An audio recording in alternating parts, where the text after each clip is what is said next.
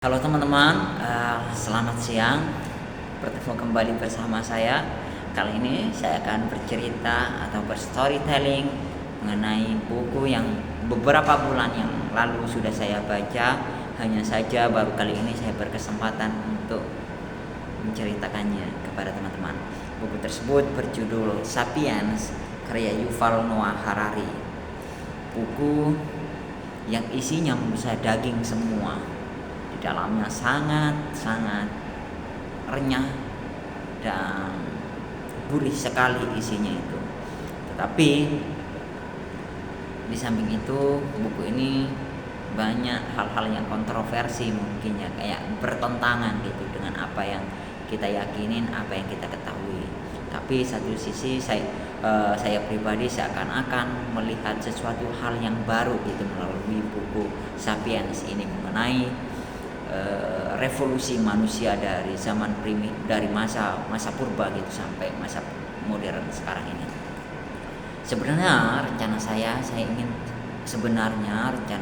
ingin mereview buku ini melalui tulisan saya gitu. Tetapi saya kurang percaya diri karena saya bingung untuk menulis buku ini atau mereview buku ini harus dimulai dari mana gitu.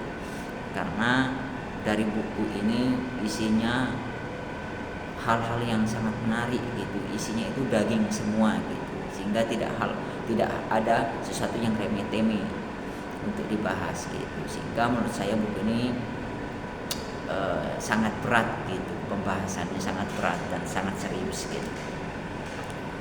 Dalam buku Sapiens, Yuval Noah Harari membahas mengenai revolusi kognitif Homo sapiens, terus revolusi pertanian, terus revolusi sains, sama pemersatuan umat manusia. Ini berkaitan dengan hukum yang terbentuknya pemerintahan dan latar belakang lahirnya sebuah mata uang untuk jadi alat transaksi atau alat tukar gitu, untuk mendapatkan barang.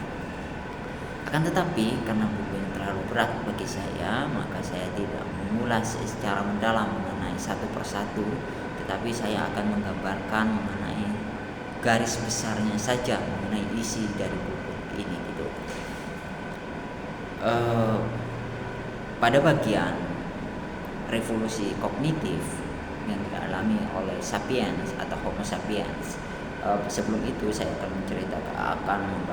menceritakan mengenai Homo sapiens itu apa. Homo itu adalah manusia, sapiens itu adalah bijaksana. Jadi Homo sapiens adalah manusia yang bijaksana.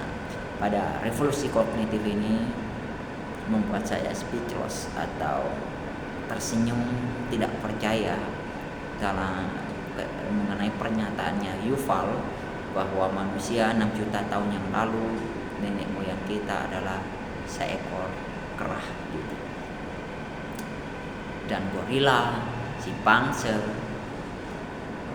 orang utan itu merupakan kerabat dekat kita, yaitu kerabat dekat manusia. Percaya atau tidak, I don't know. Tetapi Yuval juga memiliki argumentasi yang cukup kuat mengenai hal tersebut. Salah satunya mengenai genus, bahwa genus terjadinya sebuah perkawinan silang gitu. Sehingga sama halnya kayak kucing itu kerabat dekatnya adalah harimau atau yang lainnya. Sama halnya kayak beruang itu kan, beruang memiliki beberapa jenis gitu. Ada beruang madu, beruang kutub, dan beruang yang lainnya. Di situ mengapa hal tersebut menjadi perbedaan gitu. Sedangkan mereka itu atau beruang tersebut memiliki kesamaan gitu. Nah, di situ saya nangkepnya pernyataan Yuval itu seperti itu gitu, bahwa kita memiliki kerabat dekat dengan gorila, dengan simpanse, dengan genus yang berbeda gitu, dengan nenek moyang yang sama gitu. Salah satu contohnya seperti beruang tadi, beruang kutub dan beruang madu mungkin berbeda, secara garis besar memang berbeda, tetapi dia memiliki nenek moyang yang sama seperti itu. Mungkin manusia juga seperti itu.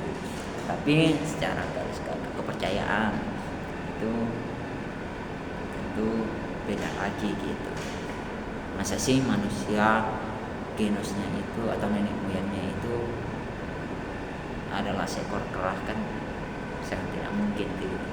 Tapi secara riset, secara penelitian ada kemungkinan gitu seperti itu. Nah itu sih yang menarik. Terus mengenai dalam revolusi kognitif ini juga sebenarnya ada tidak pahamnya saya pada bagian revolusi kognitif, tapi saya akan menceritakan mengenai bagian-bagian yang saya ingat dalam revolusi kognitif ini, bahwa manusia Homo sapiens atau sapiens,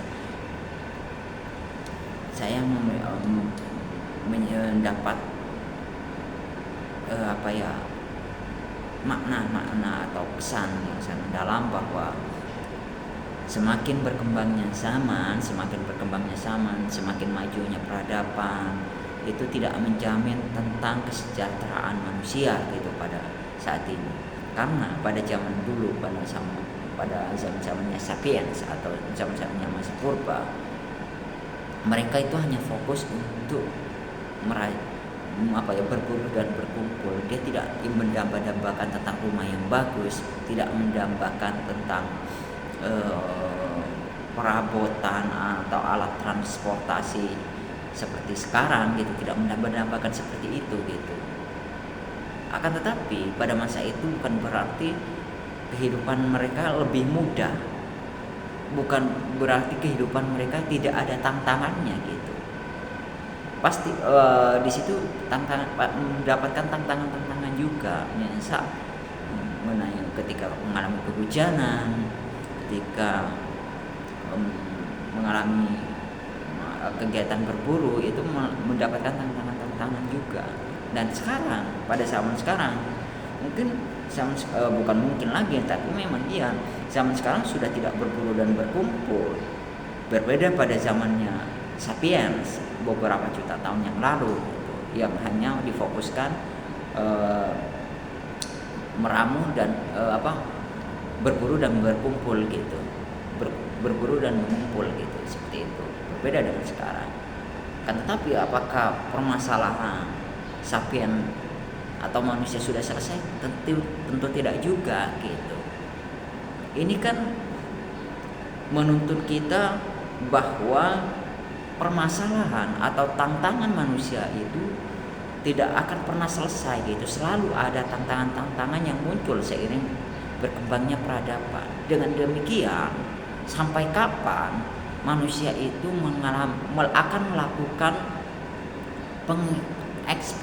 pengeksploitasian terhadap alam gitu, yang tentunya dapat merusak dan merugikan alam dan makhluk-makhluk yang lain seperti hewan, tumbuhan, dan dampak besarnya kepada manusia itu sendiri.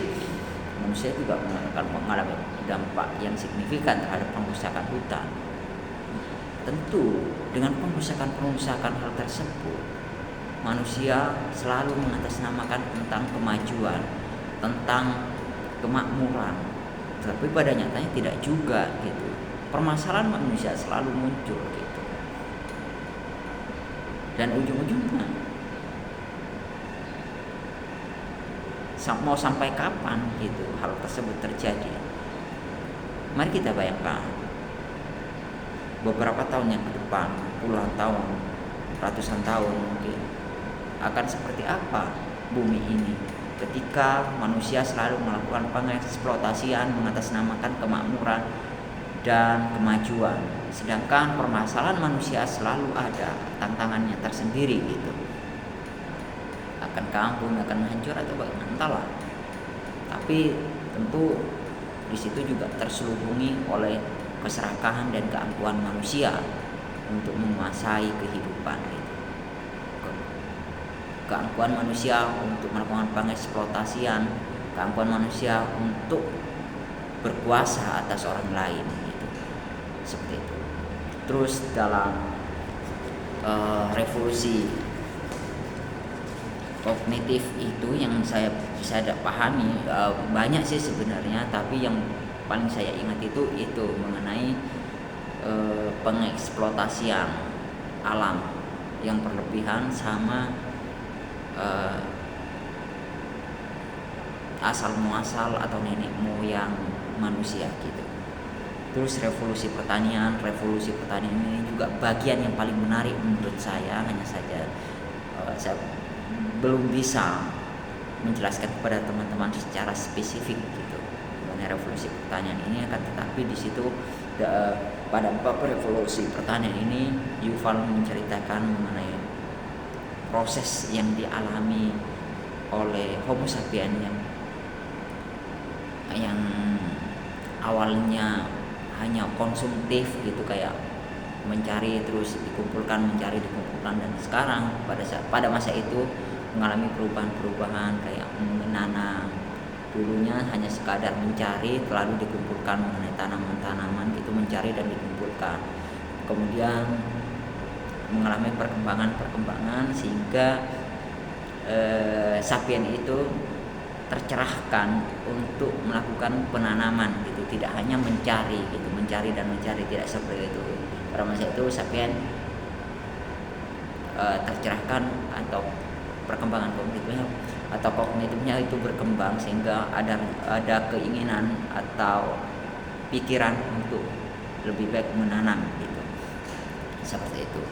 Sehingga hal tersebut menimbulkan yang melatar belakangi terciptanya sebuah tulisan, yaitu di Sumer, daerah Sumer, bangsa Sumer kalau tidak salah teman-teman, bangsa Sumer yang mencatat mengenai ilmu-ilmu yang harus dilakukan untuk melakukan penanaman terhadap biji-bijian gitu. Pada masa itu hanya biji-bijian yang ditanam mengenai gandum atau jali gitu. Jali itu biji-bijian namanya jali.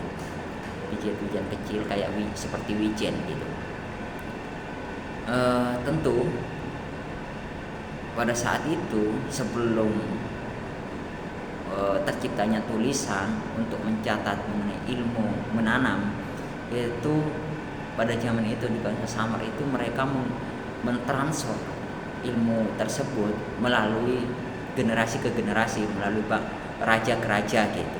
Kayak misal saya seorang raja, kemudian ilmu yang saya dapatkan saya transformasikan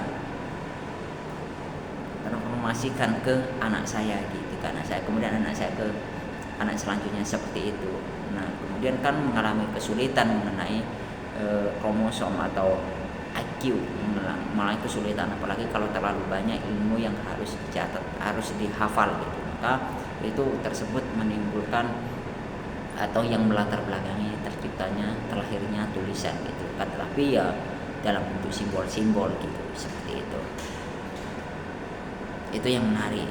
Terus mengenai pemersatuan umat manusia ini yang melatar belakangi terciptanya sebuah pemerintahan, tentang imajinasi manusia. Pemerintahan itu seperti apa, hukum itu seperti apa, keadilan itu seperti apa, itu kan sebuah imajinasi saja kan, tidak bisa dilihat secara konkret gitu.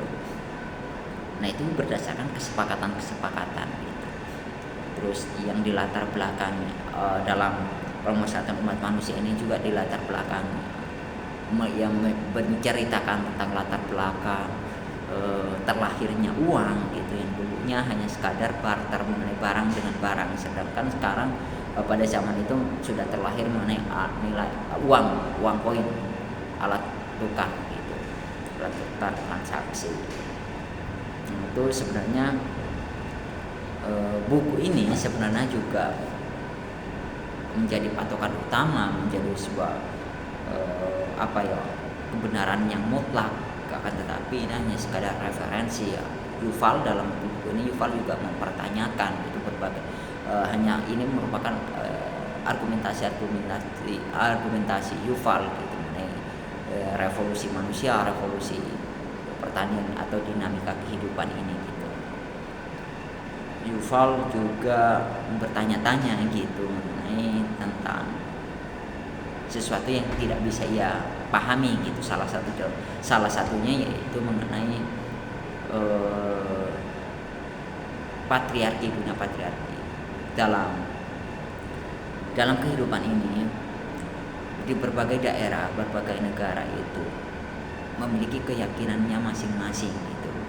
ada yang Buddha, Islam, Kristen, beda-beda. Entah kenapa, tapi Yuval mempertanyakan entah kenapa semua daerah itu rata-rata kebanyakan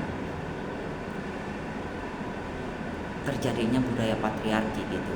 Perempuan itu selalu berada di posisi yang rendah gitu. Kenapa hal tersebut terjadi gitu? Nah, itu yang menjadi sebuah pertanyaan Yuval. Dan itu membuat saya ya juga sih, kok bisa gitu. Di berbagai daerah atau berbagai negara memiliki keyakinan yang berbeda-beda, tetapi entah mengapa budaya patriarki itu seakan-akan menyebar ke berbagai daerah dan diterapkan di berbagai negara atau daerah gitu. Mengapa hal tersebut terjadi? Bagaimana prosesnya gitu? Nah, itu yang menjadi pertanyaan Yuval. Mungkin sekian dulu teman-teman yang dapat saya sampaikan mengenai buku ini, karena durasi videonya juga sudah terlalu lama. Terus saya juga lapar, pengen pulang. Jadi mungkin sekian dulu, tapi saya sarankan teman-teman untuk membaca buku. Kalau teman-teman suka mengenai sejarah gitu, mengenai buku-buku sejarah, ini menarik untuk dibaca juga, karena membahas tentang revolusi atau dinamika manusia dari zaman primitif sampai zaman sekarang, baik itu dari uang atau alat transaksi, pemerintahan, kepercayaan, agama, terus mengenai revolusi pertanian gitu ya, seperti saya sebutkan tadi. Mungkin itu yang dapat saya sampaikan. Sekian dan terima kasih. Maaf. Oke.